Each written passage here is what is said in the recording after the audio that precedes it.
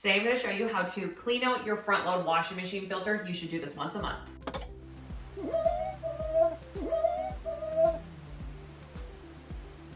Okay, so all you need is a bowl. It's nicer for it to be shallow just so, because there's a little tube we have to empty here, and lay down a towel because you don't want to have any flooding happening. I find the best way to do this is to remove the little front door off so that you can drain the hose properly. So we want to do this once a month, and if your washing machine stinks, usually this could be where the smell is coming from. The smell can be coming from the drum and inside of the seal too, but this is sometimes where people don't think to check. If you can't find your filter, Google your make and model of your washing machine and your serial number, and you'll be able to find it. Sometimes they're on the back too. So remove this little tube, pull it out. Don't be too forceful, just be gentle. And then it has this little tiny plug on the front of it.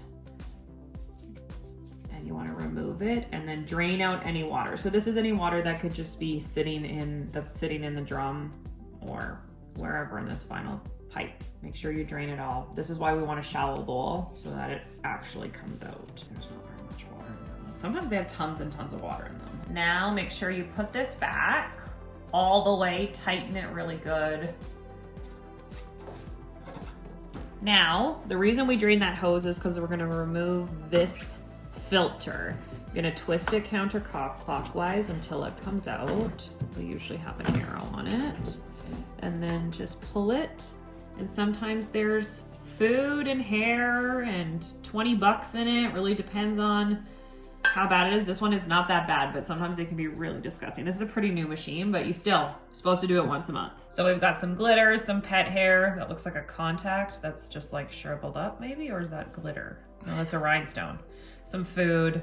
Anyways, now we're gonna just bleach this. If it's really gross and slimy, take it to the kitchen sink. We're gonna hose it off. So I'm just using some Clorox cleanup. You could just use like straight bleach and water and give it a scrub off. Hose it, spray it, scrub it.